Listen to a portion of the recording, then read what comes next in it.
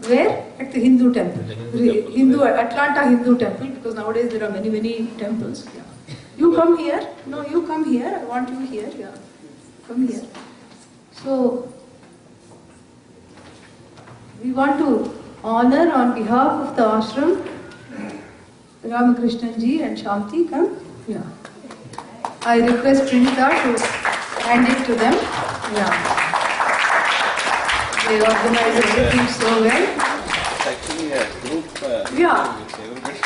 Let it belong to the group then. Yeah.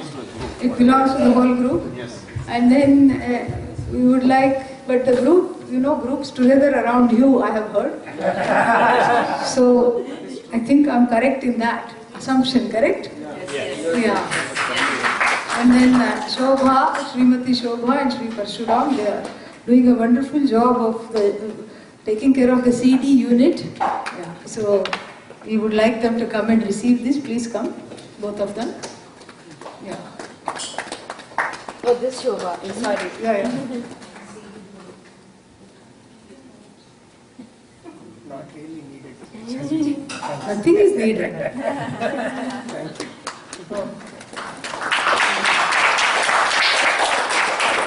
So first we will see if there are any questions. You can start taking photos now itself as people are asking questions. Come here behind me and start taking photos, and then we'll have a group photo with me. Okay? Just quickly, I wanted Yeah, to, one more announcement. After the thing, what we will have is, we have some envelopes here for offering Guru Dakshina. You can come and offer the Guru Dakshina and take the prasad. Yeah. And after that, we have a potluck dinner, so please stay. So logistically, what would be good is to have the photo Okay. and then prasad, Correct. or prasad first and photo. Which would work better? I don't know. Photo first. Photo, prasad, and then another prasad there. Yeah.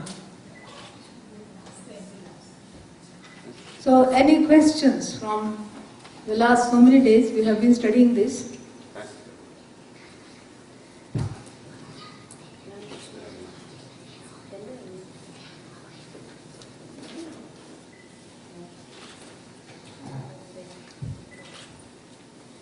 I also wanted to take the opportunity to thank Swamiji on behalf of everyone here. So we had an enlightening session at the retreat, and we don't know how the entire week passed by. We ourselves don't know. So it was really enlightening.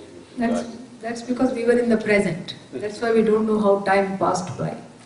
So, any questions are there? Yeah, you have? Okay, let others have. Okay.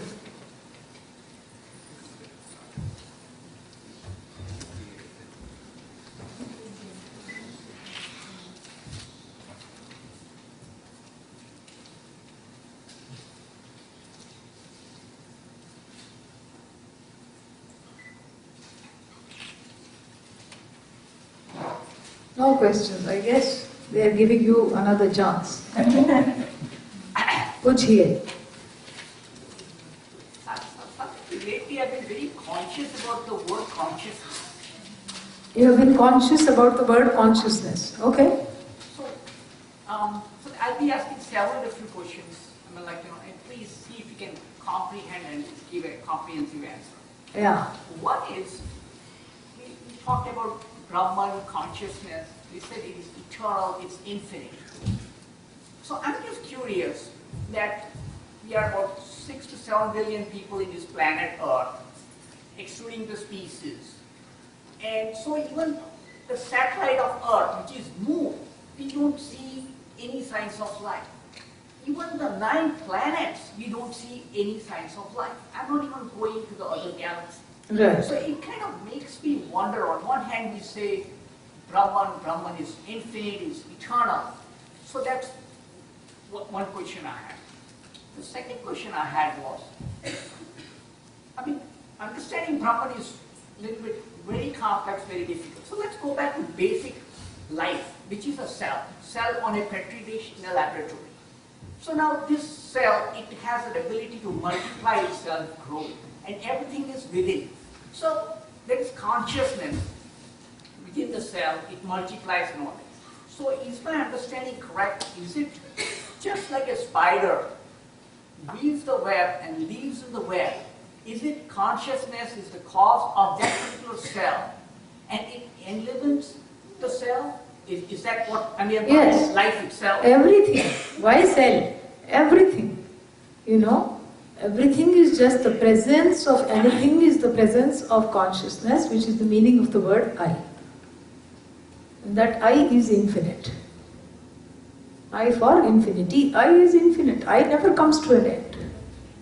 And that I is the one who says, I slept, I woke up. And that I is the same I in all the people who call themselves I, who have the ability to call themselves I. It is still that one I alone. Many bodies, many minds, one I.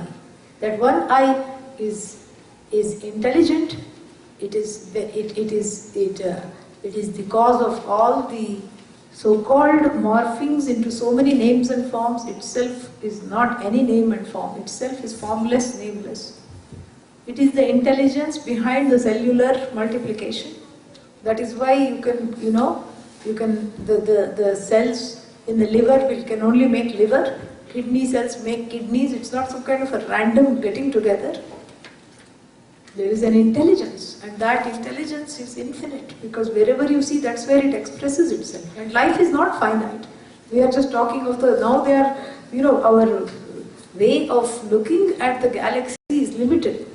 We have Hubble Deep Space Telescope, and now there are so many Goldilocks planets, neither too hot nor too cold, just ready for life. It won't be long before we find life in different ways. Now we have a new thing, now that Curiosity went to Mars.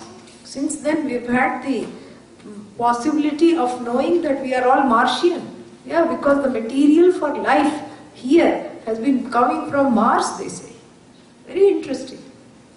So we are all Martians, we didn't know this before. We are all extraterrestrials, seen from that point of view. So, anything is possible. And then the question is, if there are other people means human-like people, other places, why have they not contacted us? And one scientist said, because the human intelligence is so low that it is not being picked up on their radar even. That is the possibility. So, that is what it is. Consciousness means you. Yes, somebody else, yeah? There's actually I think an astrophysicist, I think from NASA, Yeah. John DeGrasse. Yeah. He's in fact Yes. related to Did you have a question? Did somebody raise their hand there? No? No. Gia raised her hand. Okay. Yes. Consciousness is something that is expressed in both living and non-living, what we call living. Yes, and yes. So it is even the subatomic particles that Even rock, yes. that revolve around the name. Yes, yes. Also a Chetana. Yes. I don't know in what way we have to distinguish between living No, the living and non-living means the living things have the presence of subtle body, prana, etc. So those that are endowed with prana, the rock cannot say I am a rock. But the human being endowed with a subtle body can say I rock. Yeah, that's the difference. Everything is Satchidananda. The rock is also Satchidananda. It cannot express itself. It cannot enjoy that fact. It need not also enjoy that fact because it doesn't have a problem, a kind of a limitation centered, notion of limitation centered on itself. So it's okay. You talked about this, living in the present as well as respecting time. So, living in the present, the way I kind of imagine is, okay, you get absorbed in whatever you're doing in the present, but there is a chance that you kind of lose track of time. Yeah. At the same time, you respect time. How do you kind of practically Yeah, living in the achieve? present is not getting absorbed in the present. Yeah. At least not at the level of karma yoga. When you become a yati, when one becomes a yati, then there is nothing to do. No bus to catch, no car to drive, no highways to negotiate. So then you can be absorbed all the time. But respecting time is important because time is a manifestation of Bhagavan. So therefore it's not the definition of being in the present is not being absorbed all the time. Is doing the work in a timely fashion, in the best way possible. That is what is called being in the present. So it's always task oriented. You see? That's why it says Swakarmana tam Ishwaram abhyarchya. And who is this tam? Yataha pravrittihi bhutanam yena sarvam idam tatam. That which is the cause of all beings, by whom everything here is pervaded. Tam abhyarchya, worshipping that entity, that Bhagavan, with my own karma. I gain siddhi. You know? This is what it is. I gain success. So that is the definition of success. And we have to see that very, very carefully. It's not just some random absorption. Because absorption means definitely you will lose track of time. So you don't procrastinate and you keep certain tasks, you allot yourself certain times. And the tasks that you do not like at all, you do first. Yeah, that is the best way. Then you sit down to do what you like. It is a very good way of time management because then you won't linger. Yeah. Can we have a bhajan for Meera? Why not? Please. हाँ गाइए गाइए गाइए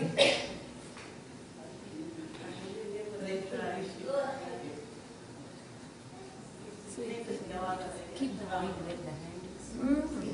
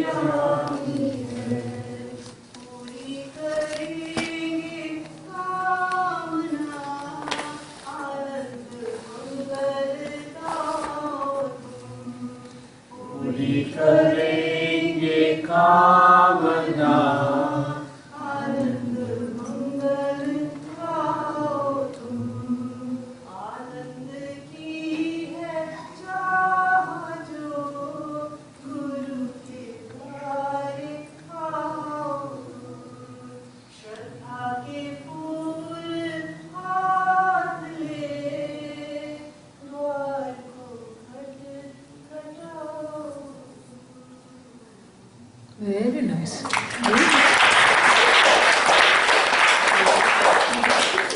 Very lovely voice. Beautiful. Yeah, you can sing more when people are coming to take prasad. Everybody can sing different things. Very melodious, well rendered. Nice. Beautiful. Very nice. Very, very nice. I think it will work better if music, she's got harmony. yeah. Next time she'll bring. Yeah. So, right now, I think it will work better logistically to come receive prasad and stand behind for the photograph. Okay? That is what we'll do. And then people keep chanting.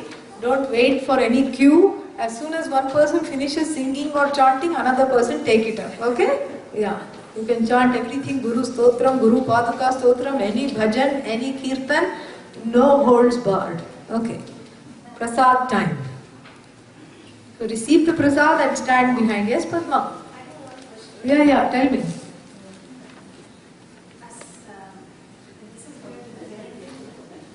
Parenting? Question? Okay. As far as either taking care of their physical or emotional needs and the responsibility of the parent as far as giving them direction or taking care of them. Yeah. Any advice from the scripture? You are a very good mother. You are a wonderful mother. And you are doing exactly what you need to be doing. Yeah. Parenting, it is not always easy. It's not always comfortable. It is frightening sometimes. But all through, if you keep knowing that you are a wonderful mother and you're doing the best you can, and sometimes you may feel the best is not enough. Of course you will make. Will you make mistakes? Yes. Have you made mistakes? Probably. You will make mistakes. You will make new mistakes. And that's okay. Point is not to worry about mistakes. The point is to learn from them. That is the beauty of this teaching. So you are extremely blessed. Your child is so blessed to have you, and she will grow very well. No worries. Yeah. Yes. We talked about mindfulness. Yeah. Does one bring more mindfulness by practicing meditation? Or? Yes. Chitta Naishchalyam is focus. So if the focus is on what you are doing, there is no, mind doesn't stray. To practice Om Namah Shivaya, it will give, it will give the Dridata. Yes. If you are writing checks, you can write it in the name of AVG, Arsha Vidyana.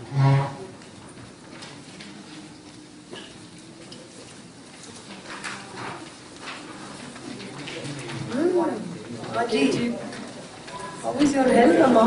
That's okay. Kaise ho? How is your health? Become very thin. आपके बारे में सुन के पता ही नहीं चला ना। Ah. I know. I didn't have the बात ही नहीं कुछ नहीं है, वो बेच दिया। अच्छा। Sold it. Yeah. ओरेगन का वो मैं ले लूँगी। हाँ। arshavm.org बस ठीक है मैं पढ़ ARSHAVM. तभी तो नाम पहचान में नहीं आया ना when they were saying. 2 years. Okay. 3 साल यहाँ आए हो, that is wonderful. मैं तो सुन के so good to see तभी that she had to come. I said I will take you. Very very glad. खाना खा के जाइए। पहले पता नहीं चला आपको जो है ना खाने तो। Here, Amma. Mataji. Chop chop.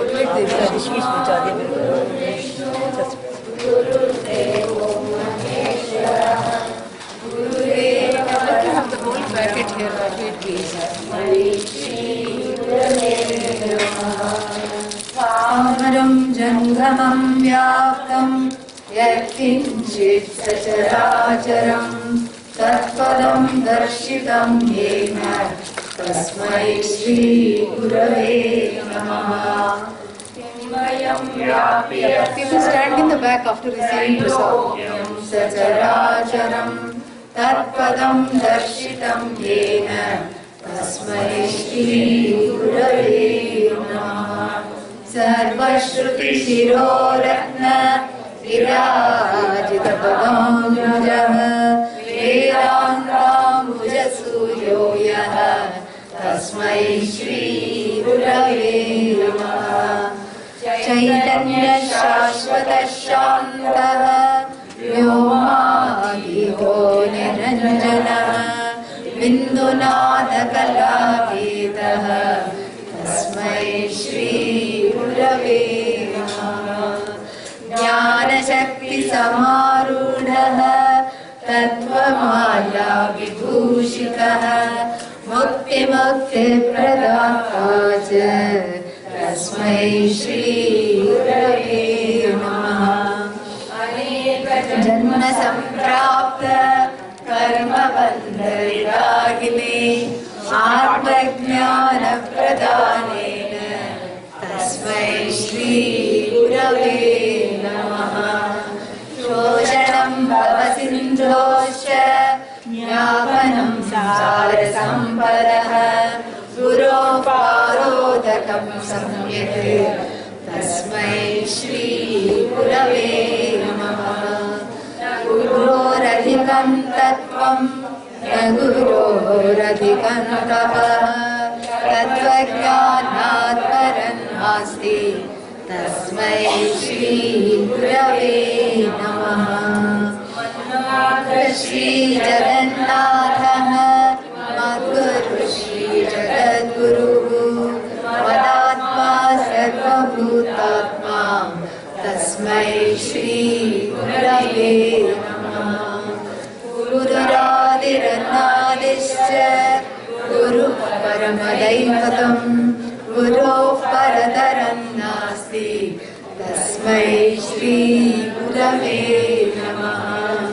Tvameva Mata Cha Pita Tvameva Tvameva Bandhuscha Sakha Tvameva Tvameva Vidya Dravidam Tvameva Tvameva Sarvam Mama Deva Deva Tvameva Sarvam Mama Deva Deva. Ananta Samsara Samudratara Nauka Vidyabhyam Guru Bhakti Dabhyam Vaidagya Samrajya Pujanabhyam Namo Namah Shri Guru Padukabhyam Vitvaparashi Sakarabhyam Daudhagyadavam Buddhamalikabhyam Durikritanam Ravipasatebhyam Namo Namah Shri Guru Padukabhyam Narayano Shri Patitam Samiruhu Kadachidapyashudaritpravaryaha Mukascha Vachaspatitam Hitabhyam Namo Namah Shri Guru Padukabhyam Nali Ganika Shakadakrtabhyam Nana Vimogadiniparikabhyam Namajjana Vishtatatipradavyam Namo Namah Shri Guru Padukabhyam Livrajaratnakanti Saritvirajachashakanyakabhyam Nripatvadavyam Natalokabhanktehe Namo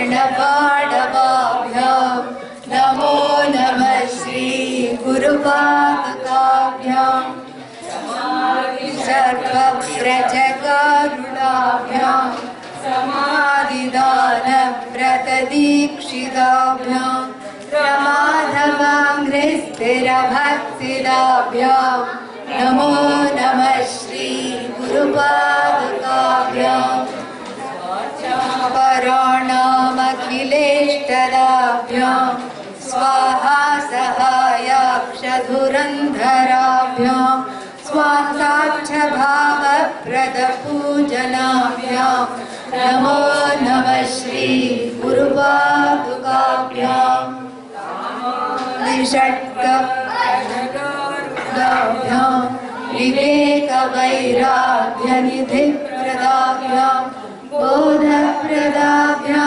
धृतमोक्षदाभ्यां नमो नमः श्री गुरुपादुकाभ्यां नमो नमः श्री गुरुपादुकाभ्यां नमः please. Ask each, no, all of you. Ishwar, come here. I'm ready. Yeah, no, you come without the camera first. Both of you come.